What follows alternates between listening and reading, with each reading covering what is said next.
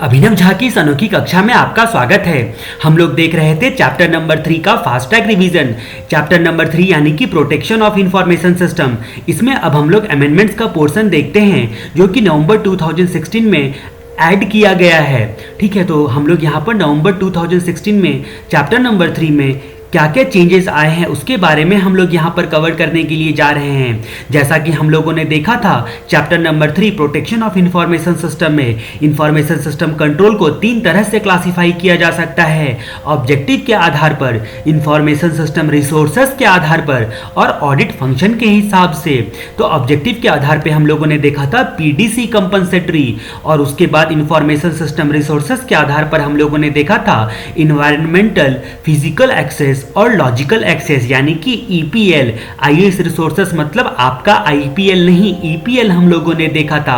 Audit function में हम लोग यहां पर अमेंडमेंट देखेंगे, वो भी मैनेजेरियल कंट्रोल में। तो मैनेजेरियल कंट्रोल में ये आपका टॉपिक नंबर 3.7 है स्टडी मटेरियल के हिसाब से, जहां पर अमेंडमेंट आया है जिसको हम लोग यहां पर कवर करने के लिए जा रहे हैं। सबसे पहले managerial control and their categories को पढ़ने से पहले हम लोग मोटू पतलू की कहानी देखते हैं। उससे पहले हम जानते हैं कि मैनेजरियल कंट्रोल आखिर क्यों जरूरत पड़ती है मैनेजरियल कंट्रोल की। तो मैनेजरियल कंट्रोल की जरूरत 3 बातों के लिए पड़ती है। मैनेजरियल कंट्रोल यानी कि कौन करता है मैनेजरियल कंट्रोल, तो ये टॉप मैनेजमेंट यानी कि स्ट्रैटेजिक मैनेजमेंट का काम होता है। टॉप मैनेजमेंट और स्ट्रैटेजिक मैनेजमेंट का काम कंट्रोल किसके संदर्भ में, तो इंफॉर्मेशन सिस्टम के संदर्भ में। इंफॉर्मेशन सिस्टम के संदर्भ में कंट्रोल। तो top management plan and control manner में इंफॉर्मेशन सिस्टम का डिजाइन, इंप्लीमेंटेशन, मेंटेनेंस और ऑपरेशन करता है। ठीक है, तो डिजाइन, इंप्लीमेंटेशन, मेंटेनेंस और ऑपरेशन के लिए जिम्मेदार टॉप मैनेजमेंट होता है। टॉप मैनेजमेंट को कुछ इस तरीके से इंफॉर्मेशन सिस्टम का डिजाइन, इंप्लीमेंटेशन, मेंटेनेंस और ऑपरेशन करना होता है ताकि इंफॉर्मेशन सिस्टम का फंक्शन जो है लगातार बना रहे और जिस फंक्शन पर, जिस इंफ्रास्ट्रक्चर पर इंफॉर्मेशन सिस्टम वर्क कर रहा है वो स्टेबल बना रहे। ये काम होता है टॉप मैनेजमेंट का। और तीसरा काम क्या होता है कि इंफॉर्मेशन सिस्टम हमेशा और हमेशा बिजनेस ऑब्जेक्टिव को पाए जाने में मददगार होना चाहिए, यानी कि बिजनेस ऑब्जेक्टिव के लिए इस्तेमाल किया जाना चाहिए। अब ये सारी चीज़ों को सही दिशा में, यानी कि फंक्शन को, इस इंफ्रास्ट्रक्चर को स्टेबल रखना है, बिजनेस ऑब्जेक्टिव को पाना है, इसके लिए कई प्रकार के कंट्रोल लगाए जाते हैं। वही मैनेजरियल कंट्रोल में आएगा। 7 प्रकार के कंट्रोल लगाए जाते हैं यहाँ पर, यानी कि कंट्रोल को क्लासिफाई किया जा सकता है प्रॉपर मैनर में एप्लीकेशन करने के लिए। हम लोग यहाँ पर मोटू पतलू की एक कहानी देखते हैं। मोटू पतलू जो है वो टॉप मैनेजमेंट का हिस्सा बनकर मैनेजरियल कंट्रोल करना चाहता था, लेकिन मोटू पतलू तो बेचारा इतना पढ़ा लिखा था नहीं, इसीलिए उसने उस कंपनी में, जिस कंपनी का वो मैनेजरियल कंट्रोल करना चाहता था, उस कंपनी में उसने सिक्योरिटी गार्ड की नौकरी के लिए अप्लाई किया। सिक्योरिटी गार्ड की नौकरी उसको मिल गई मोटू पतलू को। तो मोटू पतलू ने क्या किया, वो सिक्योरिटी गार्ड का ड्रेस पहनकर अपने ऑफिस चला गया। तब उसको पहला दिन काम अलॉट किया गया। कहाँ का काम अलॉट किया गया, तो वहाँ पर डाटा सेंटर में जो डाटा रिसोर्सेस लगा हुआ है उसकी सिक्योरिटी का उसको जो है वो आपको बोला गया इन लोगों को कि आप डाटा सेंटर की सिक्योरिटी करो। कहाँ की सिक्योरिटी करो, डाटा रिसोर्सेस की सिक्योरिटी करो। तो ये बेचारे सिक्योरिटी गार्ड लोग डाटा रिसोर्सेस की जो है सिक्योरिटी सुरक्षा करने लगे। एक दिन मोटू के दिमाग में ख्याल आया, उसने बोला, अरे मोटू, हमें तो मैनेजर बनना है, तो हम क्यों आ गए हैं इस कंपनी में सिक्योरिटी गार्ड की नौकरी करने। पतलू ने बोला कि आइडिया आया, पतलू को आइडिया आया। जैसा कि आपने मोटू पतलू कार्टून देखा होगा तो इनमें इनको बहुत आइडियाज आते हैं। तो आइडिया आया, उन्होंने सोचा कि क्यों ना हम लोग डाटा सेंटर के जो रिसोर्सेस होते हैं उस डाटा को चुरा लें, और चुराकर हम उसको फुरफुरी नगर यानी कि अपने घर ले जाएंगे, और अपने घर ले जाकर हम लोग टॉप क्वालिटी का प्रोग्राम डेवलप करेंगे। ठीक है, टॉप क्वालिटी का प्रोग्राम डेवलप करेंगे और हम लोग जब कंपनी को दिखाएंगे तो कंपनी हमें मैनेजमेंट में शामिल कर लेगा। ये आइडिया लेकर ये लोग चले गए। जब टॉप क्वालिटी का प्रोग्राम डेवलप करने के चक्कर में ये जाने लगे तो सिक्योरिटी वालों ने, दूसरे सिक्योरिटी वालों ने इनको पकड़ लिया और इनको इतना मारा कि मार कर इनका ऑपरेशन कर दिया। अब यहाँ पर आप देख सकते हो top management and information system management control. तो टॉप मैनेजमेंट में मोटू पतलू जाना चाहते थे।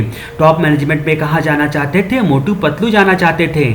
उनको डाटा रिसोर्सेस चुराने का आइडिया आया। Data resources management control, data चुराने का आइडिया आया, data resources management control, data centre से डाटा चुराने का आइडिया आया था, ठीक है। और क्या बनाना चाहते थे, टॉप क्वालिटी का प्रोग्राम डेवलप करना चाहते थे। तो top management and information system management control, quality assurance management control, quality assurance management control, और क्या बनाना चाहते थे, टॉप क्वालिटी का प्रोग्राम बनाना चाहते थे। तो programming management control, program develop करना चाहते थे। तो सिस्टम डेवलपमेंट मैनेजमेंट कंट्रोल, ठीक है। यहाँ पर सिस्टम डेवलपमेंट मैनेजमेंट कंट्रोल, ये सारे एसोसिएशन मेथड से आप याद रख सकते हो। तो सिक्योरिटी वालों ने उनको पकड़ लिया और उनका ऑपरेशन कर दिया। तो सिक्योरिटी मैनेजमेंट कंट्रोल और ऑपरेशन मैनेजमेंट कंट्रोल। तो top management and information system management control, system development management control, programming management control, data resources management control, quality assurance management control, security management control और operation management control, ये 7 प्रकार के managerial control और उसके category 7 प्रकार के होंगे, ठीक है। यहाँ पर हम लोग सबसे पहले चर्चा करेंगे top management and information system management control के बारे में। एक एक करके सारे टॉपिक को हम लोग यहाँ पर डिस्कशन करते हुए जाएंगे। यहाँ पर top management and information system control को याद रखने के लिए आपको कॉर्पोरेट मूवी का विपाशा बसु को याद करना पड़ेगा। कॉर्पोरेट मूवी में आपने देखा होगा कि एक डाटा चुराने के लिए क्या क्या प्लान करती है, ठीक है, बाधवा एंड कंपनी, और क्या क्या था इस मूवी में, ठीक है। तो अगर आपको याद होगा तो कॉर्पोरेट मूवी जो थी उसमें क्या होता है, विपाशा बसु स्टीयरिंग कमेटी के प्लान के तहत, ठीक है, स्टाफ को लेकर डाटा रिसोर्सेस चुराने के लिए गई थी। आपने देखा होगा स्टाफ को लेकर गई थी डाटा रिसोर्सेस चुराने के लिए, ठीक है। इस बात के लिए, डाटा रिसोर्सेस चुराने के लिए इसको किसने इनकरेज किया था, तो उसके बॉयफ्रेंड के मेनन ने उसको मोटिवेट किया था, ठीक है। इसीलिए वो आईएएस पर्सनल से कम्युनिकेट की थी विपाशा बसु, और आईएएस पर्सनल से कम्युनिकेट करने के बाद डाटा रिसोर्सेस को चुराने के लिए चली गई। और डाटा रिसोर्सेस को जब उसने चुराने के लिए वो डाटा रिसोर्सेस को वो चुराने के लिए गई, तो फिर वो लास्ट में क्या होता है, ये तो मर जाता है और ये बेचारी फंस जाती है। तो ये तो मर जाता है और लास्ट में ये बेचारी फंस जाती है। अब देखो सारी चीज़ों को हम लोग एसोसिएट करेंगे। हम लोग यहाँ पर क्या होता है कि सबसे पहले आप देखो, यहाँ पर एक बात और हम देखते हैं कि विपाशा बसु बंगाली है, इसकी आंखें बड़ी बड़ी है और इसकी पलकें बहुत अच्छी है, ठीक है। तो विपाशा बसु, तो आपको विपाशा बसु से याद आना चाहिए। और बंगाली में पलक को कैसे प्रोनाउंशिएट करेंगे, तो पोलक बोलेंगे, ठीक है, पोलक बोलेंगे मान लीजिए, ठीक है। तो यहाँ पर आप देख सकते हो टॉप मैनेजमेंट का हिस्सा थी, तो POLC, आप इस तरह से आपको देखना है। तो प्लानिंग, ऑर्गेनाइजिंग, लीडिंग और कंट्रोलिंग। जब आप अपनी 12th की स्टडी कर रहे होगे तब आपने देखा होगा कि ऑर्गेनाइजेशन मैनेजमेंट में 4 प्रकार से कंट्रोल होते हैं, planning, organizing, staffing and controlling, ठीक है। तो आपने 4 प्रकार से देखा होगा ऑर्गेनाइजेशन मैनेजमेंट कैसे किया जाता है। तो उसके लिए यहाँ पर 4 फंक्शन परफॉर्म किए जाते हैं, प्लानिंग, ऑर्गेनाइजिंग, स्टाफिंग और कंट्रोलिंग, ठीक है। तो यहाँ पर आप देख सकते हो कि planning, organizing, leading and controlling, यहाँ पर ये 4 चीज़ें हैं। सबसे पहले प्लान को बनाना है, प्लान को प्रिपरेशन करना है, ठीक है। तो हम लोगों ने देखा था कॉर्पोरेट मूवी में क्या था, विपाशा बसु थी, उसकी पोलक बहुत अच्छी है। तो POLC इस तरह से आपको याद रखना है। सबसे पहले प्लान को प्रिपेयर करना है, 2 प्रकार के प्लान बताए गए हैं, और उसके बाद स्टीयरिंग कमेटी के रोल यहाँ पर बताए गए हैं। उसके बाद ऑर्गेनाइजिंग में आईएएस फंक्शन, रिसोर्सेस और स्टाफिंग के बारे में बताया गया है, IAS personal, motivating and communicating. और विपाशा बसु लास्ट में हमने देखा था फंस गई, यानी कि FAS, F से function, IAS function, IAS activities और आईएएस सर्विसेज। तो यहाँ पर कंट्रोलिंग में 3 चीज़ों का कंट्रोलिंग करना रहेगा, फंक्शन का, एक्टिविटीज़ का और सर्विसेज का। अब हम लोग अपनी कहानी से इसको एसोसिएट करते हैं, विपाशा बसु वाली कहानी से हम लोग इसको एसोसिएट करते हैं। तो हम लोगों ने देखा कॉर्पोरेट मूवी में विपाशा बसु ने क्या किया था, स्टीयरिंग कमेटी के प्लान के आधार पर। तो प्लानिंग किसका, प्लान स्टीयरिंग कमेटी का प्लान के आधार पर, ठीक है, प्लान बनाकर उन लोगों ने स्टीयरिंग कमेटी ने प्लान प्रिपेयर किया था 2 टाइप का। उसको बनाकर वो क्या की थी, डाटा रिसोर्सेस चुराने के लिए चली गई थी स्टाफ के साथ। तो ऑर्गेनाइजिंग में डाटा रिसोर्सेस एंड स्टाफिंग, उसको किसने मोटिवेट किया था, उसको मोटिवेट किया था के मेनन, उसके बॉयफ्रेंड ने। और उसी हिसाब से उसने अपने स्टाफ लोगों को कम्युनिकेट करके प्लान बनाया था। लेकिन लास्ट में मूवी में ये दिखाता है कि विपाशा बसु ही फंस जाती है। तो आईएएस फंक्शंस, आईएएस एक्टिविटीज़ और आईएएस सर्विस, इस तरह से हम लोगों ने कुछ बातें जानी। तो सबसे पहले हम लोग यहाँ पर प्लानिंग के बारे में अपनी चर्चा को आगे बढ़ाते रहेंगे। प्लान को प्रिपेयर करते वक्त में आपको ORS का घोल पीकर प्लान को बनाना है, ORS का घोल पीकर प्लान को बनाना है। अब हम लोग देखते हैं यहाँ पर प्लान प्रिपरेशन के बारे में। इंफॉर्मेशन सिस्टम का प्लान बनाते वक्त इंफॉर्मेशन टेक्नोलॉजी और इंफॉर्मेशन सिस्टम की जो भी अपॉर्चुनिटीज़ होती है, जो भी प्रॉब्लम्स होता है और कॉस्ट बेनिफिट एनालिसिस होता है, उन सबको ध्यान में रखना है। Opportunities, problem and cost benefit वगैरह सबको आपको ध्यान में रखना है। क्यों? क्योंकि जब आप इंफॉर्मेशन सिस्टम का प्लान बनाते रहोगे, साथ में आपको रिसोर्सेस को आइडेंटिफाई करना है कि क्या क्या रिसोर्सेस लगेगा इंफॉर्मेशन सिस्टम को सक्सेसफुली डेवलप कर लेने में, और क्या उस रिसोर्सेस का जुगाड़ हो पाएगा, क्या हमारे पास उतने फंड है, उतने पैसे हैं। यानी कि इन सब चीज़ों तरह इन सब बातों का स्ट्रैटेजिक और टैक्टिक्स जो है वो आपको फॉर्मुलेट करना पड़ता है। ठीक है, सीधे शब्दों में बोला जाए तो प्लान बनाते वक्त आपको फॉर्मुलेशन ऑफ स्ट्रैटेजी करनी है। फॉर्मुलेशन ऑफ स्ट्रैटेजी करनी है तो अपॉर्चुनिटीज़, प्रॉब्लम्स और कॉस्ट बेनिफिट को ध्यान देना है। आईटी रिसोर्सेज का जुगाड़ कैसे कैसे होगा इसका भी ध्यान देना है, और उसके बाद अकॉर्डिंगली स्ट्रैटेजी जो है वो फॉर्मुलेट करनी है। तो प्लान प्रिपरेशन कुछ इस तरीके से होता है। प्लान के टाइप जो होते हैं वो दो प्रकार से होते हैं। प्लान के टाइप्स ऑफ प्लान में हम लोग देखते हैं दो प्रकार के प्लानिंग होते हैं। ठीक है, किसी भी प्लानिंग का कोई क्या फंडामेंटल रूल होता है, ऑडिटिंग से लेकर कहीं भी आपने पढ़ा होगा। सबसे पहले प्लान को लॉन्ग टर्म बनाना चाहिए। लॉन्ग टर्म प्लान जो होता है वो जनरली 3 से 5 साल का होता है। उसके बाद उस प्लानिंग का स्मूथ इंप्लीमेंटेशन करने के लिए उसको शॉर्ट टर्म प्लान में कन्वर्ट किया जाता है। प्लानिंग में अप्रोप्रिएट फ्लेक्सिबिलिटी डाली जाती है ताकि इंप्लीमेंटेशन करने के दौरान अपडेटेड इन्वायरमेंट के हिसाब से कुछ अगर चेंजेस लाना पड़े तो यहाँ पर तो हम लोग इंफॉर्मेशन सिस्टम का प्लान कर रहे हैं जो कि टोटली आईटी बेस्ड होता है, तो उस पर जो है फ्लेक्सिबिलिटी की ज़रूरत काफ़ी है। दो प्रकार के होते हैं प्लान, एक लॉन्ग टर्म प्लान होते हैं और दूसरा ऑपरेशनल प्लान होते हैं। यहाँ पर शॉर्ट टर्म नहीं, ऑपरेशनल प्लान कहा गया है। लॉन्ग टर्म प्लान कौन बनाता है? टॉप मैनेजमेंट बनाता है, क्योंकि ये एक स्ट्रैटेजिक प्लानिंग होता है। लॉन्ग टर्म प्लान जनरली 3 से 5 साल का होता है। ऑपरेशनल प्लान क्या होता है? ये शॉर्ट टर्म प्लान होता है, ये 1 से 3 साल का होता है। ठीक है, तो शॉर्ट टर्म प्लान होता है। अब हम लोग तीसरा पहलू देखते हैं प्लानिंग का, role of steering committee. Steering committee का रोल क्या होता है? किसी भी बिजनेस में जितने भी आपके बड़े बड़े डिपार्टमेंट के जो टॉप लोग होते हैं वो सब मिलकर एक कमिटी बनाते हैं इंफॉर्मेशन सिस्टम का डिसीजन लेने के लिए, इंफॉर्मेशन सिस्टम को इवेलुएट करने के लिए। ठीक है, उसके बाद उसको डिज़ाइन करने के लिए और उसके बाद उसको मॉनिटर करने के लिए जो भी प्लानिंग वगैरह सब जो है वो सब ठीक से पालन हो रहा है कि नहीं हो रहा है। तो किसी भी बिजनेस को इफिशियंसी से ऑपरेट करने के लिए उसको कई डिवीज़न या कई डिपार्टमेंट में बांटा जाता है, और हर एक डिवीज़न का जो हर एक डिपार्टमेंट का हेड, जैसे कि आईटी पर्सनल, ठीक है, आईटी का डिपार्टमेंट हो गया, फाइनेंस डिपार्टमेंट हो गया, उन लोगों का हेड मिलकर ओवरऑल डायरेक्शन के लिए आईटी स्टीयरिंग कमेटी बनाती है। ठीक है, आईटी स्टीयरिंग कमेटी बनाती है। अगर देखा जाए तो इंफॉर्मेशन सिस्टम के रिस्पेक्ट में आईटी कमेटी बनती है, ठीक है, उनका क्या रोल है? तो उनका रोल है इंफॉर्मेशन सिस्टम प्लानिंग करना और इंफॉर्मेशन सिस्टम एक्टिविटीज़ की रिस्पॉन्सिबिलिटीज़।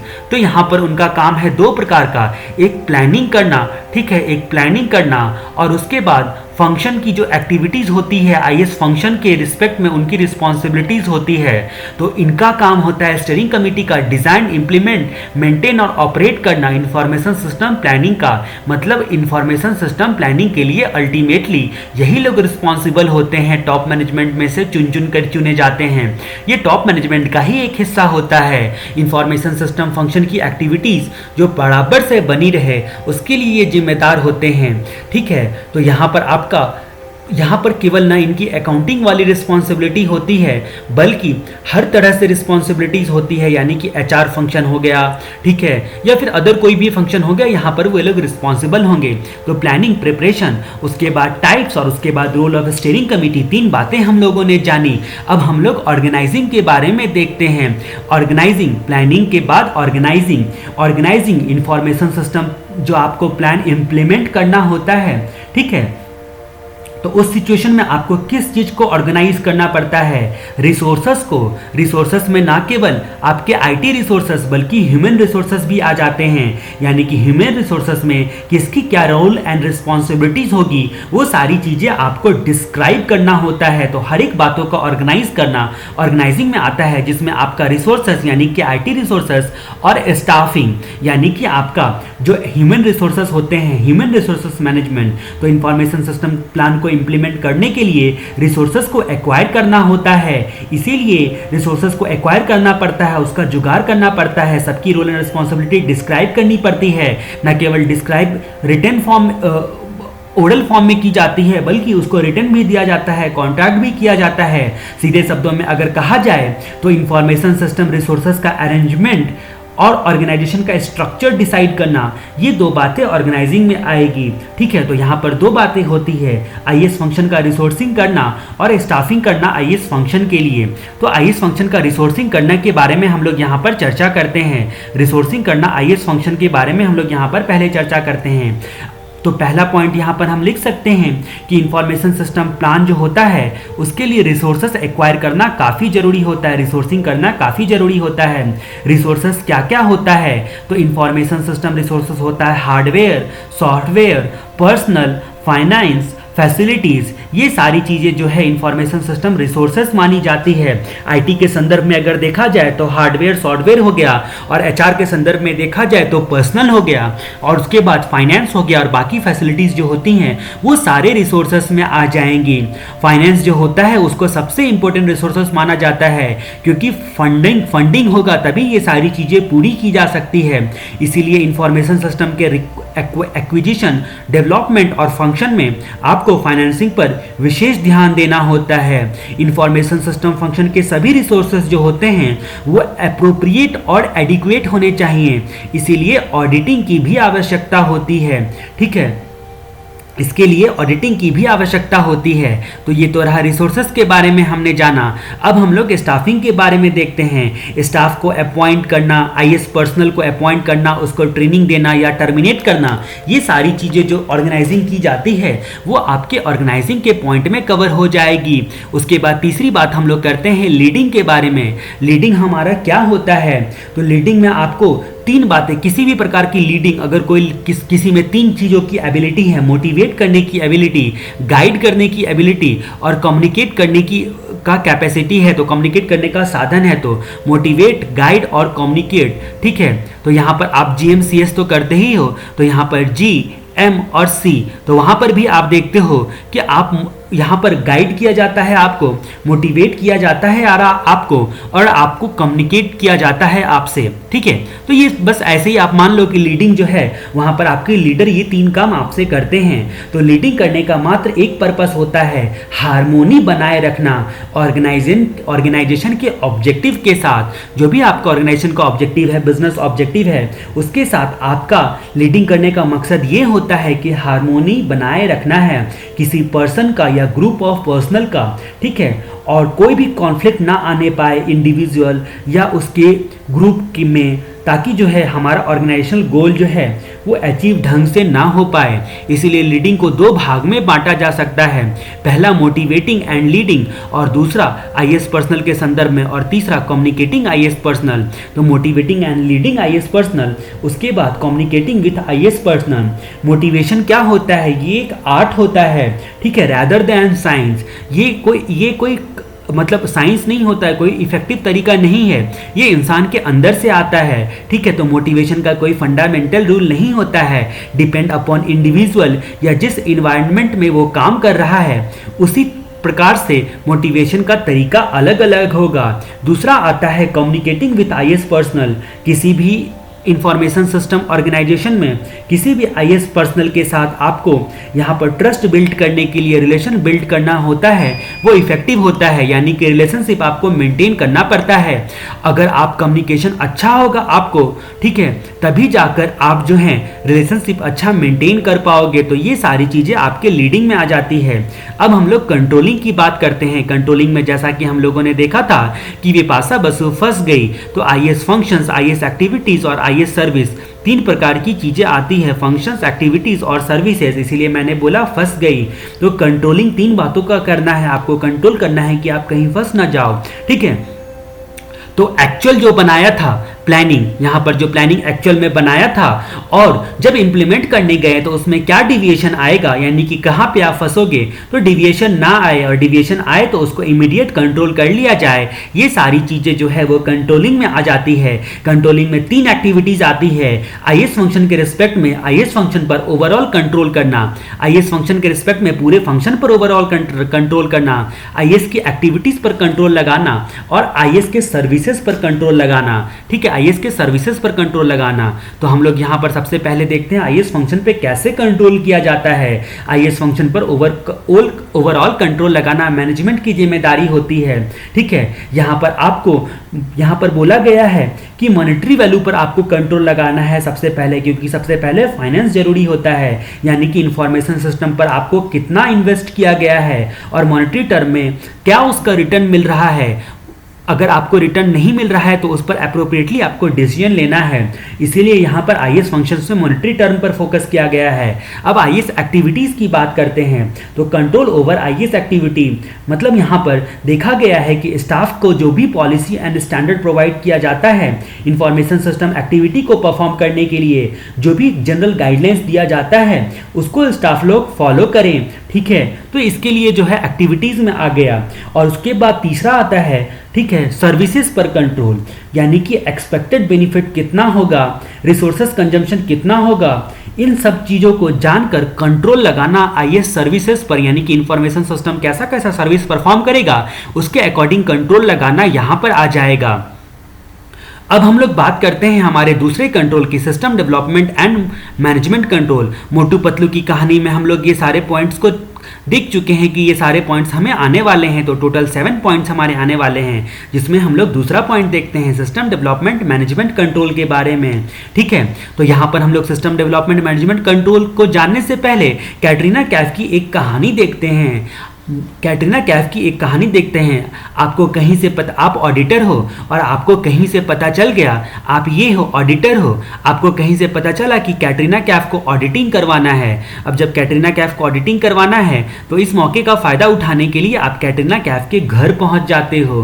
कैटरीना कैफ के घर जब आप पहुंचते हो, ठीक है, तो वो आपको क्या सोचती है कि आप क्या करते हो, आप इंटीरियर डेकोरेटर हो, आप इंटीरियर डेकोरेटर हो, ये आपको कैटरीना कैफ सोचती है। और तभी उसके घर में सलमान खान आ जाता है और सलमान खान आपको कुक समझ के चाइनीज हक्का नूडल बनाने का ऑर्डर दे देता है। तो आप सोचते हो यार मैं तो ऑडिटर हूं, किसी ने मुझे इंटीरियर डेकोरेटर बोल के डिजाइन करने को दे दिया और किसी ने मुझको चाइनीज हक्का नूडल बनाने को बोल दिया। तब आप समझ जाते हो कि ये दोनों पागल हैं, इन दोनों के पास दिमाग नहीं है, इनका जो सिस्टम है वो ठीक से डेवलप नहीं हुआ है, इसलिए इस पर कंट्रोल लगाने की जरूरत है। System development management control.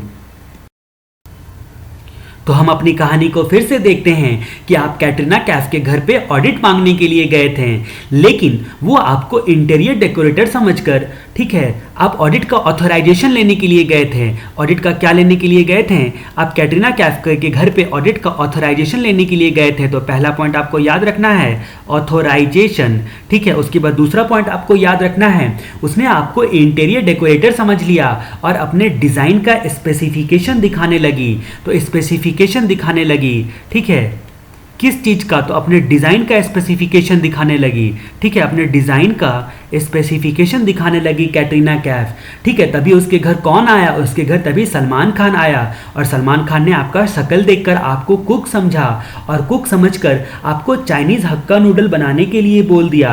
आप हो क्या? आप तो बेचारे ऑडिटर हो, लेकिन उसने आपको कुक समझ लिया। आप हो ऑडिटर और आपको कुक समझ लिया और आपको हक्का नूडल बनाने के लिए बोला। आपने हक्का नूडल जैसे ही बनाया वैसे ही आपको, क्योंकि आप कैटरीना के पास से जाना नहीं चाहते थे, इसकी वजह से आप वो एक्टिंग परफॉर्म करने लगे।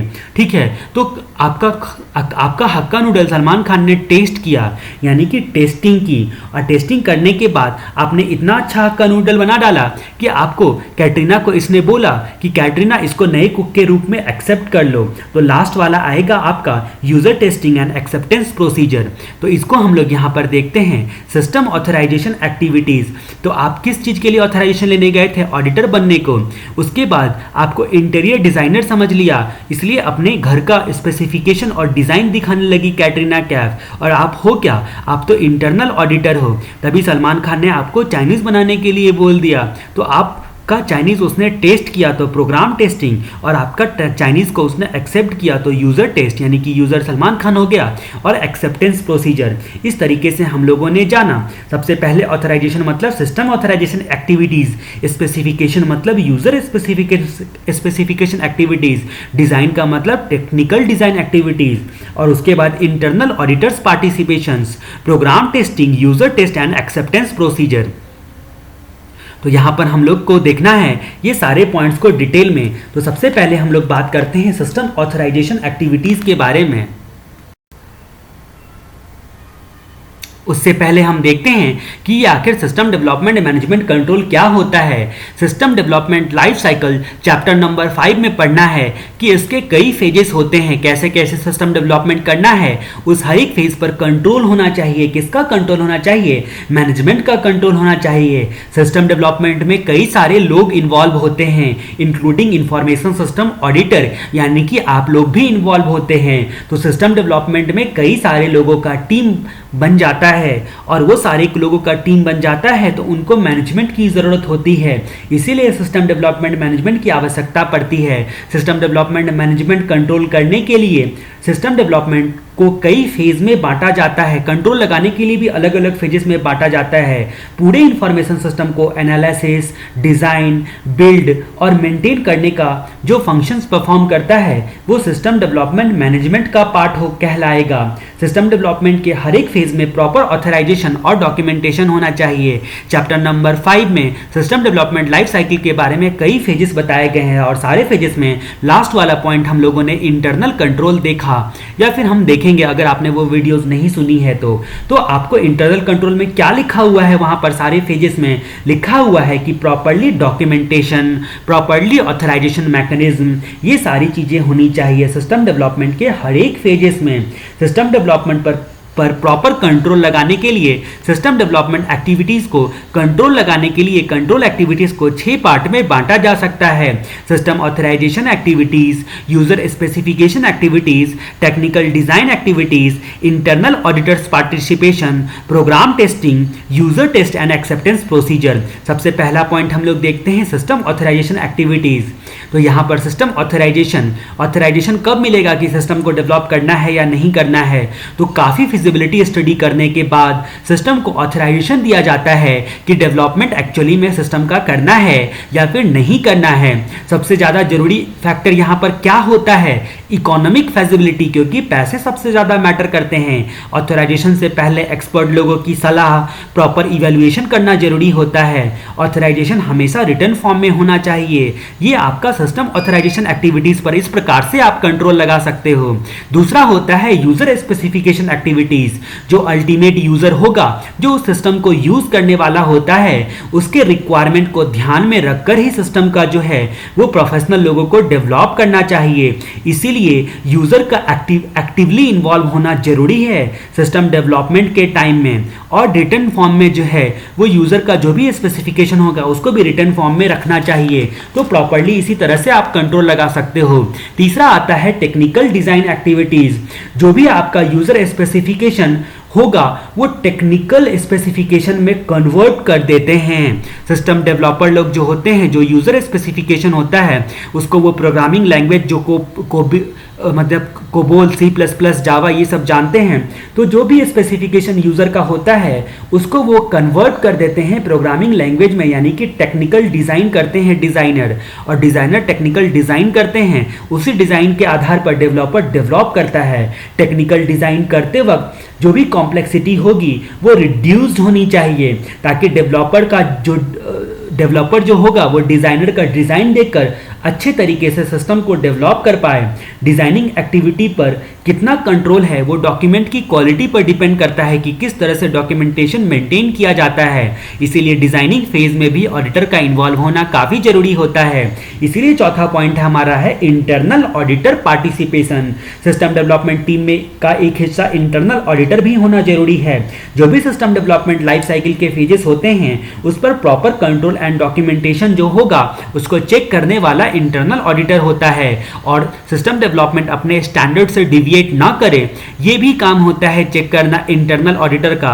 उसके बाद हम लोग बात करते हैं प्रोग्रामिंग टेस्टिंग। प्रोग्राम टेस्टिंग के बारे में, किसी भी प्रोग्राम को इंप्लीमेंट करने से पहले उसका रिजल्ट को प्री डिटरमाइन कर लिया जाता है, और प्री डिटरमाइन यानी कि एक स्टैंडर्ड आप डिसाइड करते हो, और स्टैंडर्ड डिसाइड करने के बाद क्या डिविएट हुआ यानी कि प्रोग्रामिंग और लॉजिकल एरर जो है वो ढूंढने की कोशिश की जाती है प्रोग्राम टेस्टिंग में। Programming and logical error, programming testing करने के लिए सबसे पहले टेस्ट डाटा बनाता है जो टेस्टर होता है, ठीक है, वो टेस्ट डाटा बनाता है, और टेस्ट डाटा बनाने के बाद उसको सिस्टम में इंटर करके देखता है कि जो रिजल्ट हमने एक्सपेक्ट किया था उतना रिजल्ट वैसा रिजल्ट आ रहा है या नहीं आ रहा है, और अगर डेविएट होता है तो अकॉर्डिंगली अप्रोप्रिएट पर्सन को रिपोर्ट करता है। उसके बाद छठा होगा user test and acceptance procedure. तो प्रोग्राम जो होता है वो टेस्ट होने के बाद, यहां तक तो डेवलपर लोगों का काम हुआ, ऑडिटर लोग इन्वॉल्व थे, अब जो एक्चुअल यूजर होंगे उसको भी टेस्ट करने को दिया जाता है। प्रोग्रामिंग टेस्टिंग करने के बाद इन लोगों ने ओके कर दिया, अब यूजर को दिया जाता है। यूजर खुद से अल्फा टेस्टिंग, बीटा टेस्टिंग, ये टेस्टिंग में हम लोगों ने देखा था। तो प्रोग्रामिंग टेस्टिंग के बाद यहाँ पर इम्प्लीमेंट किया जाता है कुछ इस तरीके से कि यूज़र जो है उसको इस्तेमाल करे, और इस्तेमाल करते वक्त यूज़र और उसका एक्सपर्ट टीम प्रोग्राम को रन करके देखता है। उसके बाद लास्ट में एक्सेप्टेंस देता है उसको, अगर सही लगे तो ये सिस्टम डेवलपमेंट मैनेजमेंट कंट्रोल आता है। अब हम लोग बात करते हैं प्रोग्रामिंग मैनेजमेंट कंट्रोल के बारे में। प्रोग्रामिंग मैनेजमेंट कंट्रोल के बारे में तो मोटू पतलू की कहानी से ही हम लोगों ने ये सारे पॉइंट्स को देखे थे। प्रोग्रामिंग मैनेजमेंट कंट्रोल में हम लोग देखते हैं कि आपने अगर पीसी पे अपने सीडी लगाया, अपने पीसी पर आपने क्या किया, सीडी लगाया। जब सीडी लगाकर आप टेस्ट करने के लिए गए तो अचानक से ओम ओम की आवाज़ आने लगी। तो इसीलिए आपने प्रोग्रामिंग मैनेजमेंट कंट्रोल, आपको समझ में नहीं आया कि ये सीडी का या फिर आपके कंप्यूटर का क्या प्रोग्रामिंग हुआ कि आपके कंप्यूटर से ओम ओम की आवाज़ आने लगी। तो यहाँ पर आपको याद रखना है पीसी यानी कि planning, control, CD, coding, design, उसके बाद टेस्टिंग, ऑपरेशन एंड मेंटेनेंस यानी कि ओम। तो पीसी पर सीडी लगाया टेस्टिंग करने के लिए तो ओम ओम की आवाज़ आने लगी। तो ये आपको याद रखना है। सबसे पहले हम लोग देखते हैं प्रोग्रामिंग मैनेजमेंट कंट्रोल के बारे में। प्रोग्रामिंग मैनेजमेंट कंट्रोल में जो होता है वो अल्टीमेट प्रोग्राम या सॉफ्टवेयर जो भी डेवलप किया गया है सिस्टम डेवलपमेंट फेज में, ठीक है, प्रोग्रामिंग जो कुछ भी किया गया है सिस्टम डेवलपमेंट फेज में, ठीक है, उसको आपको इस तरीके से प्रोग्रामिंग मैनेजमेंट कंट्रोल लगाना है कि आपका प्रोग्राम, आपका सिस्टम जो है वो हाई क्वालिटी का डेवलप हो। इसीलिए प्रोग्रामिंग मैनेजमेंट पर कंट्रोल लगाया जाता है। प्रोग्रामिंग मैनेजमेंट जो होता है उसमें मुख्य रूप से सिस्टम डेवलपमेंट और उसके इम्प्लीमेंटेशन फेज पर फोकस किया जाता है। इम्प्लीमेंटेशन फेज पर फोकस किया जाता है, ठीक है। तो यहाँ पर टेस्टिंग के लिए हम लोग देखेंगे इम्प्लीमेंटेशन फेज के बारे में, उसका ऑपरेशन एंड मेंटेनेंस देखेंगे। और देखा था हम लोगों ने कि डिज़ाइन करने में यानी कि सिस्टम को डिज़ाइन एंड डेवलप करने के लिए और इम्प्लीमेंट करने के लिए विशेष फोकस किया जाता है। तो सबसे पहले प्रोग्रामिंग मैनेजमेंट कंट्रोल करने के लिए प्लानिंग की जाती है, ठीक है। सबसे पहले प्रोग्रामिंग मैनेजमेंट करने के लिए यहाँ पर तो जो भी प्रोग्राम डेवलपमेंट लाइफ साइकिल होता है यानी कि सिस्टम डेवलपमेंट लाइफ साइकिल होता है उसमें मेजर 6 फेजेस होते हैं: planning, controlling, design, coding, testing और ऑपरेशन मेंटेनेंस। सबसे पहले हम लोग बात करते हैं प्लानिंग के बारे में। जो भी प्रोग्राम डेवलपमेंट लाइफ साइकिल या फिर सिस्टम डेवलपमेंट लाइफ साइकिल में जो आपका प्रोसेस होता है उसको मेजर करने के लिए और मॉनिटर करने के लिए आपको कई सारे टेक्निक से प्लानिंग किए जाते हैं। जैसे कि आपने सीपीएम पर्ट पढ़ा होगा, तो यहाँ पर आपका एग्जाम्पल के तौर पे आप लिख सकते हो, यहाँ पर कोई भी नया प्लानिंग आप करने के लिए जाते हो, कोई भी नया चीज़ डेवलप करने के लिए जा रहे हो, तो आपके लिए बेस्ट तरीका होता है पर्ट एनालिसिस करना। तो एक चीज़ बस आप याद रख सकते हो यहाँ पर प्रोग्राम इवेल्युएशन रिव्यू टेक्निक्स, ठीक है, तो ये आपका पर्ट इवैल्यूएशन होता है जो कि आपने ओआर में अच्छे तरीके से पढ़ा होगा, उम्मीद है। उसके बाद कंट्रोल की बात करते हैं। कंट्रोल फेज के दो मेजर पर्पस होते हैं प्रोग्रामिंग मैनेजमेंट में। क्या क्या पर्पस होते हैं? तो प्रोग्रेस जो है वो लगातार मेजर किया जा सके और डिविएशन होने पर जल्द से जल्द करेक्टिव एक्शन लिया जा सके। तो सबसे पहले आपको प्रोग्रेस जो है वो लगातार मेजर किया जा सके और उसके बाद जल्द से जल्द करेक्टिव एक्शन लिया जा सके अगर कुछ डिविएशन होता है तो।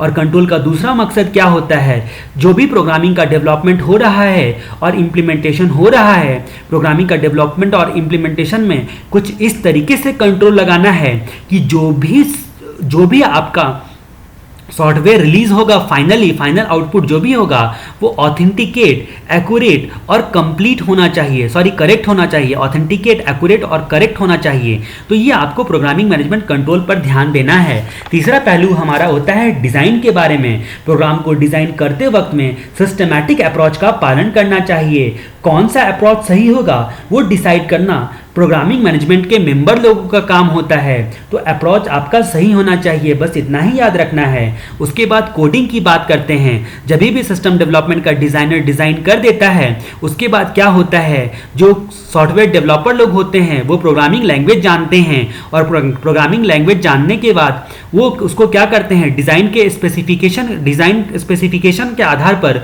वो कोडिंग करते हैं। और कोडिंग जब कर लिया जाता है तो उसको टेस्टिंग किया जाता है। टेस्टिंग इंप्लीमेंटेशन के दौरान किया जाता है। टेस्टिंग के 3 प्रकार होते हैं, यूनिट टेस्टिंग, इंटीग्रेशन टेस्टिंग और होल प्रोग्रामिंग को एज ए होल टेस्टिंग करना।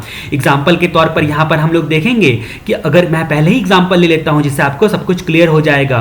किसी भी बड़े सिस्टम को आप कई पार्ट में बांट कर डेवलप करते हो। मान लो उसको बिल्ड कहा जाता है, ठीक है, बिल्ड कहा जाता है या फिर आप सब सिस्टम बोल सकते हो। तो बिल्ड 1 डेवलप किया, बिल्ड 2 डेवलप किया, बिल्ड 3 डेवलप किया, बिल्ड 4 डेवलप किया, इसी तरह कई सारे बिल्ड में बांटकर पूरा सिस्टम डेवलप हो जाता है। तो पूरा डेवलपमेंट जब सिस्टम का हो जाता है तो क्लाइंट के साइट पर जाकर सबको आपस में इंटीग्रेट कर दिया जाता है, तो ये होल प्रोग्राम बन जाता है। तो टेस्टिंग करते वक्त whole program testing, overall testing, integration testing मतलब बिल्ड 1 और बिल्ड 2 को आपस में इंटीग्रेट करके देखेंगे ये ठीक से काम कर रहा है या नहीं कर रहा है, उसको इंटीग्रेशन टेस्टिंग बोलेंगे। फिर 1, 2 और 3 तीनों को इंटीग्रेट करके देखेंगे, फिर 1, 2, 3, 4 इन सबको इंटीग्रेट करके देखेंगे, तो धीरे धीरे उसमें बढ़ते चले जाएंगे। उसको इंटीग्रेशन टेस्टिंग कहा जाता है। और यूनिट टेस्टिंग क्या होता है? सबसे स्मॉलेस्ट टेस्टेबल पार्ट जो होता है किसी भी सिस्टम का उसको यूनिट कहा जाता है। सबसे छोटा पार्ट जिसको आप टेस्ट कर सकते हो यानी कि रन करके देख सकते हो उसको यूनिट टेस्टिंग बोला जाता है। तो इस तरह से है, यहाँ पर कोडिंग को जब इंटीग्रेट करके होल प्रोग्राम बना दिया जाता है तो आपका सिस्टम बन जाता है। और फिर जब बन गया तो उसका ऑपरेशन एंड मेंटेनेंस तो वो हम लोग देखेंगे ही। और ऑपरेशन मेंटेनेंस में कुछ खामियां आएगी तो रिपेयर मेंटेनेंस, एडेप्टिव मेंटेनेंस और परफेक्टिव मेंटेनेंस 3 बातें यहाँ पर बताई गई है कंट्रोल लगाने के लिए। तो प्लानिंग हम लोगों ने देखा, कंट्रोल हम लोगों ने देखा, उसके बाद डिजाइन हम लोगों ने देखा। हम लोग कोडिंग के बारे में चर्चा कर रहे थे। डिजाइनर अपने डिजाइन को प्रॉपर डॉक्यूमेंट कर देता है जिसके बेसिस पर डेवलपर जो होगा वो सोर्स कोड जो है डेवलप करता है। कौन सा कोड डेवलप करता है? सोर्स कोड बनाता है। सोर्स कोड को जब कंपाइलर में डाल दिया जाता है, सोर्स कोड प्रोग्रामिंग लैंग्वेज जो होता है वो एक प्लेन लैंग्वेज की तरह होता है जिसको जब कन्वर्ट करते हैं तो वो कंप्यूटर के लैंग्वेज में कन्वर्ट हो जाता है। ठीक है, ऑब्जेक्ट कोड बोला जाता है। कंप्यूटर केवल ऑब्जेक्ट कोड समझ सकता है और डेवलपर केवल सोर्स कोड लिख सकता है। आपने आईपीसीसी में ये सारी बातें उम्मीद है अच्छे से पढ़ी होगी। ठीक है, तो डेवलपर को प्रोग्रामिंग लैंग्वेज आती है C++, जावा। डेवलपर सोर्स कोड लिखने के बाद, ठीक है, प्रॉपर जो सोर्स कोड जब लिखते रहता है डेवलपर यानी कि सोर्स कोड जब बनाते रहता है तो उसको 2 चीज़ों पर ध्यान देना रहता है। कोडिंग पर विशेष रूप से 2 चीज़ों पर ध्यान देना रहता है। एक, कोड का स्टैंडर्ड, जो आपका स्टैंडर्ड है वो मेंटेन रहना चाहिए, उससे डिविएट नहीं करना है। और दूसरा सिंटैक्स रूल, जैसे कि आपका ग्रामेटिकल रूल होता है कोडिंग करने के संदर्भ में। सिंटैक्स रूल यानी कि ग्रामेटिकल रूल होता है, यानी कि इसके लिए प्रॉपर कोडिंग स्ट्रैटेजी आपको बनानी पड़ेगी, ऐसे ही डेवलप नहीं कर सकते हो। उसके बाद आता है टेस्टिंग के बारे में। कोडिंग के बाद जो सिस्टम तैयार होता है उसको टेस्ट करने के लिए पार्ट में बांटा जाता है। यूनिट टेस्टिंग क्या होता है? इंडिविजुअल प्रोग्राम या मॉड्यूल या फिर सबसे स्मॉलेस्ट टेस्टेबल पार्ट जो होता है किसी भी सिस्टम का, उसको यूनिट बोला जाता है। यूनिट मतलब किसी सिस्टम का सबसे स्मॉलेस्ट टेस्टेबल पार्ट, उसका टेस्ट किया जाता है। उसके बाद आता है integration testing. Group of program को या फिर एक से अधिक मॉड्यूल को आप जब आपस में इंटीग्रेट करके टेस्ट करते हो कि कैसे काम करता है, तो उसको इंटीग्रेशन टेस्टिंग बोला जाता है। और होल ऑफ प्रोग्राम टेस्टिंग, पूरे के पूरे प्रोग्राम को एक ही साथ टेस्ट परफॉर्म करते हो, उसको होल ऑफ प्रोग्राम टेस्टिंग बोलते हैं। ठीक है, जो कि इंक्रीमेंटल मॉडल वगैरह सब जब आप पढ़ोगे system development life cycle chapter number 5 में, तो आपको वहां पर ये सारी चीजें वापस से देखने को मिलेगी। ठीक है, यहां पर हम लोग बात करते हैं अगले पॉइंट की, ओम ओम करने लगा, यानी कि ऑपरेशन एंड मेंटेनेंस। जो भी मैनेजमेंट जो होता है वो फॉर्मल मैकेनिज्म एस्टेब्लिश करता है, जिससे किसी भी कंपनी का जो प्रोग्राम ऑपरेशन जो होता है उसकी कंटिन्यूटी बनी रहे और जब जब जरूरत पड़े टाइमली बेसिस पर उसको मेंटेन किया जा सके। 3 प्रकार से मेंटेनेंस होते हैं। पहला रिपेयर मेंटेनेंस, प्रोग्राम एरर को करेक्ट करना जो होता है, प्रोग्राम एरर को करेक्ट करना यानी कि रिपेयर करना, उसको रिपेयर मेंटेनेंस बोला जाता है। एडेप्टिव मेंटेनेंस, जो भी आईटी में बदलते वातावरण में चेंजेस आए हैं तो चेंजिंग रिक्वायरमेंट के हिसाब से प्रोग्राम में बदलाव को अडॉप्ट करना, उसको एडेप्टिव मैनेजमेंट बोलते हैं। परफेक्टिव मैनेजमेंट, प्रोग्राम को इतना परफेक्ट बनाया जा सके कि कम से कम रिसोर्सेस कंज्यूम करे और ज्यादा बेहतर परफॉर्मेंस दे। देख रहे हो आप पावर सेक्टर में भी एलईडी बल्ब और क्या क्या आ रहा है, ये परफेक्टिव मैनेजमेंट का एग्जांपल हो गया। आपके बाइक के माइलेज को बढ़ाने के लिए भी क्या क्या रिसर्च होते रहता है, तो वो परफेक्टिव मैनेजमेंट आ गया। अब हम लोग मोटू पतलू की कहानी का आगे का पार्ट देखते हैं, डाटा रिसोर्सेस मैनेजमेंट कंट्रोल के बारे में। Data resources and management control के बारे में, जो भी ऑर्गेनाइजेशन होता है, किसी भी ऑर्गेनाइजेशन में डाटा एक क्रिटिकल रिसोर्सेस होता है। डाटा क्या होता है? एक क्रिटिकल रिसोर्सेस होता है और उसको प्रॉपर्ली मैनेजमेंट करने की जरूरत पड़ती है।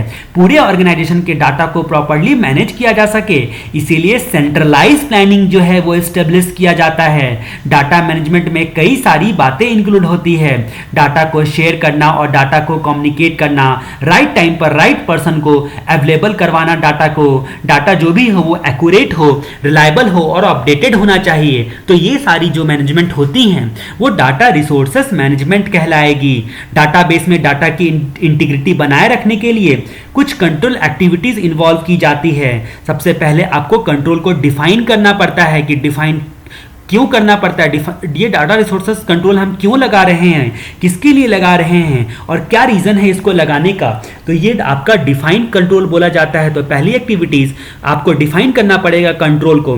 दूसरी एक्टिविटीज एग्जिस्टेंस या फिर बैकअप कंट्रोल, यानी कि बैकअप प्रॉपर आपका बना रहे, उस पर कंट्रोल रखना पड़ेगा, सही पर्सन एक्सेस कर सके, इसीलिए कंट्रोल लगाना पड़ेगा। अपडेट कंट्रोल, आईटी में चेंजेस जो भी आया उसके हिसाब से अडॉप्ट कर सके आईटी के टेक्नोलॉजी के हिसाब से। फिर कंकरेंसी कंट्रोल और क्वालिटी कंट्रोल, ये सारी कंट्रोल जो है ये आपको यहाँ पर डाटा रिसोर्सेस मैनेजमेंट कंट्रोल में देखना है। रिवाइज करने के अलावा ज्यादा मेमोरी टेक्निक वगैरह सब कुछ काम नहीं आता है, आपको again and again doing the same thing, यानी कि practice makes a man perfect. तो वही वाला डॉक्टर राजेंद्र प्रसाद का आपको एग्जांपल याद रखना है, practice makes a man perfect, बार बार आपको देखना है। डाटा रिसोर्सेस मैनेजमेंट कंट्रोल, सबसे पहले यहाँ पर कंट्रोल को डिफाइन करना है, डाटाबेस पर जो भी स्टैंडर्ड है उसको डिफाइन करना है, इसके लिए हम लोग कंट्रोल लगा रहे हैं, इसीलिए सबसे पहले आपको प्रॉपर्ली कंट्रोल को डिफाइन करना पड़ता है। कंट्रोल के ऑब्जेक्टिव जो होंगे वो बिजनेस के हिसाब से होने चाहिए और आपका जो है रिसोर्सेस मेंटेन करना है वो आपको क्रिटिकल एरिया पर ज़्यादा फोकस करना पड़ेगा। उसके बाद एग्जिस्टेंस और बैकअप कंट्रोल, तो बैकअप कंट्रोल जो भी डाटा होता है वो कभी भी लॉस हो सकता है, इसीलिए उसका एडिशनल कॉपी बनाकर रखना, उसको बैकअप कहा जाता है।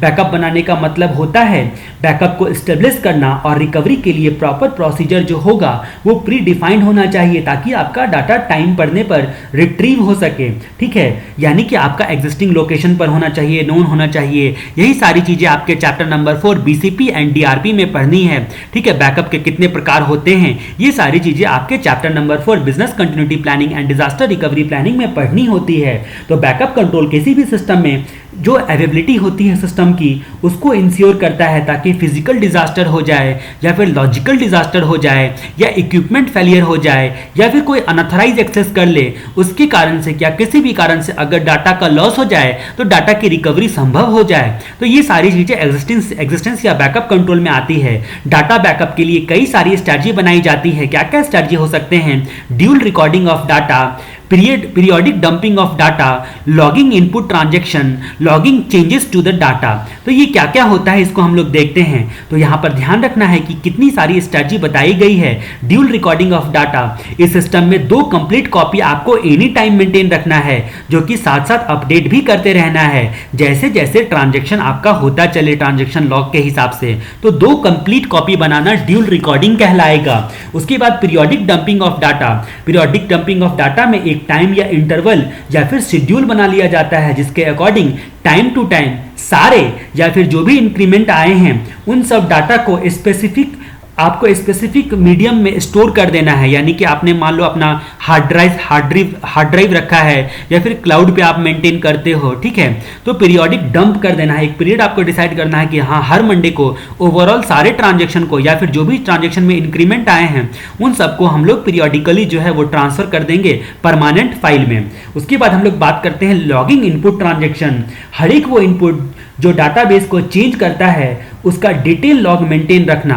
जो भी इनपुट डाले गए हैं, किसने डाले हैं, कब डाले हैं, उसका डिटेल रिकॉर्ड मेंटेन करना, कब कौन किसने और क्यों डाला था, उसका हम लोग लॉगिंग इनपुट ट्रांजैक्शन बोलते हैं। ये भी आपका बैकअप में काफ़ी काम आएगा, क्योंकि आपको अगर वाउचर है आपके पास, सोर्स का पता लग गया तो वापस से आप एंट्री मार सकते हो। अगर आपका कुछ ट्रांजेक्शन डिलीट भी हो गया था तो आपके पास वाउचर अवेलेबल है। Logging changes to the data, तो जितनी बार भी चेंजेस किया गया है डाटाबेस में उसका लॉग मेंटेन किया जाता है। उसके बाद हम लोग बात करते हैं एक्सेस कंट्रोल के बारे में।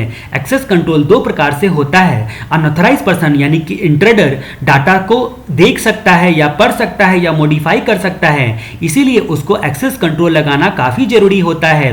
सबसे पहले यूज़र पर एक्सेस कंट्रोल लगाना जाया जाता है ताकि आईडी पासवर्ड वगैरह सब दिया जाए। दूसरा, डाटा को इनक्रिप्ट किया जाता है।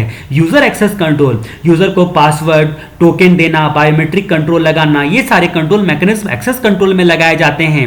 उसके बाद डाटा इनक्रिप्शन किसको बोलते हैं? तो डाटा जो भी आपके डाटाबेस में डाटा होता है उसको इनक्रिप्टेड फॉर्म में रखना, यानी कि ऐसे फॉर्म में रखना, ऐसी भाषा में रखना, यानी कि प्लेन टेक्स्ट से साइपर टेक्स्ट में कन्वर्ट कर दिया जाता है। ठीक है, जैसे कि अगर आपको किसी को आई लव यू बोलना है तो आपने 143 बोल दिया, शायद ये 143 का मतलब सबको समझ में ना आए।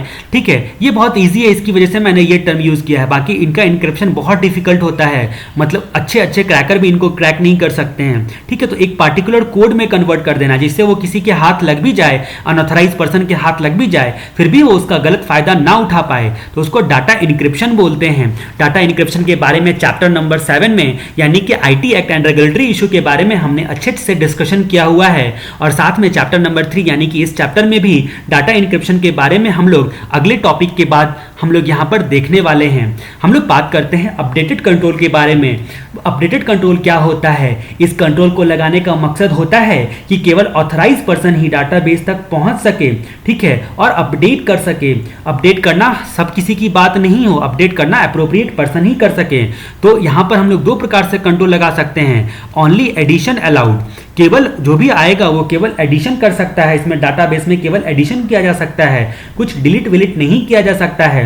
ठीक है, और दूसरा बोलते हैं कि चेंजेस या डिलीटिंग परमिशन, कुछ अगर चेंज करना है या फिर और डिलीट करना है तो उसका परमिशन, ठीक है, तो उस पर भी प्रॉपर्ली जो है वो मॉडिफाई या डिलीट करने में जो भी एरिया है, जो भी मैनर है, वो सारी चीज़ें प्री डिफाइंड होनी चाहिए। जिनका भी ऑथराइजेशन होगा वो सब कुछ प्री डिफाइंड होना चाहिए। ये सब डाटा अपडेट कंट्रोल में आ जाएगा। कंकरेंसी कंट्रोल, एक ही टाइम पर जब एक से ज़्यादा व्यक्ति जो होगा वो प्रोग्राम डाटाबेस को अपडेट करने के लिए एक्सेस करता है तो कंकरेंसी प्रॉब्लम आ जाती है। अपडेट करना हो या यूज़ करना हो, कंकरेंसी प्रॉब्लम तब आती है जब एक ही टाइम पर एक से ज़्यादा पर्सन जो अपडेट करने के लिए जाता है या एक्सेस करने के लिए जाता है तो कंकरेंसी प्रॉब्लम आ जाती है। इसी चीज पर कंट्रोल करना, इसी प्रॉब्लम को दूर करने के लिए जो कंट्रोल लगाया जाता है ताकि पैरेलली 2 प्रोग्राम के जो डाटाबेस होते हैं उस पर लोग दो प्रोग्रामर जो है एक्सेस कर सकें। उसके बाद क्वालिटी कंट्रोल। क्वालिटी कंट्रोल क्या होता है? डाटाबेस में जो भी डाटा हो वो एक्यूरेट हो, ऑथेंटिक हो, कंप्लीट हो, करेक्ट हो, इन सब चीज़ों के लिए वैलिड हो, इन सब चीज़ों के लिए जो एट्रीब्यूट्स यानी कि इंफॉर्मेशन चैप्टर नंबर 2 में आपने देखा होगा, ठीक है, एट्रीब्यूट्स ऑफ इंफॉर्मेशन, तो उसी को क्वालिटी बोलते हैं। एक्यूरेट, कंप्लीट, वैलिड, ये सारी चीज़ें आपकी होनी चाहिए, ये क्वालिटी वाला डाटा माना जाएगा। तो इन सब के लिए आपको यहाँ पर डाटा रिसोर्सेज मैनेजमेंट कंट्रोल लगाया जाता है। डाटा रिसोर्सेज कंट्रोल मैनेजमेंट लगाया जाता है। अब हम मोटू पतलू की कहानी आगे बढ़ाते हैं। Quality assurance management control. Quality assurance management control, इसमें किन किन बातों को इंश्योर करने के लिए कंट्रोल लगाया जाता है, ठीक है, किन किन बातों को इंश्योर करने के लिए कंट्रोल लगाया जाता है, वो क्वालिटी एश्योरेंस मैनेजमेंट कहलाता है। Quality assurance management control is concerned with to ensure that, क्या क्या आपको इंश्योर करना है, क्वालिटी गोल और क्वालिटी स्टैंडर्ड, तो दो बातें आपको इंश्योर करनी है, इसलिए आपको क्वालिटी एश्योरेंस मैनेजमेंट कंट्रोल लगाया जाता है। तो गोल, आपका गोल क्या है किसी भी सिस्टम को डेवलप करने का, किसी भी इंफॉर्मेशन सिस्टम का गोल क्या होता है? क्वालिटी मेंटेन रखना, गोल हो गया क्वालिटी मेंटेन रखना। और दूसरा, तो पहला यहां पर हो गया गोल, ठीक है, तो क्वालिटी का गोल जो है वो यहां पर मेंटेन रखना है। और दूसरा क्या हो गया? गोल एंड स्टैंडर्ड्स, ठीक है, तो दूसरा क्या हो गया? स्टैंडर्ड। तो यहां पर आप देख सकते हो कि किन किन बातों को इंश्योर करने के लिए कंट्रोल लगाया जाता है। तो क्वालिटी गोल, इंफॉर्मेशन सिस्टम का जो भी फंक्शनल प्रॉब्लम है, ठीक है, और जो भी इंफॉर्मेशन प्रोसीजर है उस पर आपका क्वालिटी गोल प्रॉपर पूरा होना चाहिए। स्टैंडर्ड, जो भी क्वालिटी स्टैंडर्ड होगी इंफॉर्मेशन सिस्टम को डिज़ाइन करते वक्त, वो सारे प्री डिफाइंड होने चाहिए। Pre defined set of quality standard को पूरा करने वाला सिस्टम होना चाहिए। क्वालिटी एश्योरेंस की ज़रूरत आखिर क्यों पड़ती है, क्यों इमर्ज हो रही है क्वालिटी स्टैंडर्ड की ज़रूरत? क्योंकि यूज़र काफ़ी डिमांडिंग होते जा रहे हैं। ये अभी आप बिना याद किए हुए भी लिख सकते हो कि यूज़र जो होते हैं वो क्वालिटी के संदर्भ में काफ़ी डिमांडिंग होते जा रहे हैं। तो पहला पॉइंट, डिमांडिंग यूज़र। तो यहाँ पर यूज़र जो होता है, जो भी ऑर्गेनाइजेशन जो भी होते हैं, मतलब ऑर्गेनाइजेशन जो होता है उसमें आप क्रिटिकल सिस्टम की सेफ्टी को ध्यान रखते हैं और आपकी जो यूज़र होते हैं उसकी क्वालिटी को ध्यान पे रखते हैं, क्योंकि क्वालिटी जो होती है उसका काफ़ी डिमांड मार्केट में बढ़ रहा है। सॉफ्टवेयर की क्वालिटी यहाँ पर काफ़ी अच्छी होनी चाहिए, यूज़र के डिमांड के अकॉर्डिंग होना चाहिए। ये पहला वाला पॉइंट आपका होता है। तो डिमांडिंग यूज़र। दूसरा, मोर एम्बिशियस प्रोजेक्ट। यहाँ पर दूसरा पॉइंट आप लिख सकते हो, मोर एम्बिशियस प्रोजेक्ट। तो प्रोजेक्ट जो होता है, जो भी सॉफ्टवेयर कंपनीज होती हैं, जब कोई भी ऑर्गेनाइजेशन जो भी सॉफ्टवेयर बिल्ड करने के लिए जाती है तो और भी ज़्यादा क्वालिटी वाला सॉफ्टवेयर बिल्ड करने की कोशिश करती हैं ताकि कंपटीशन के दौर में वो नंबर 1 रह सकें।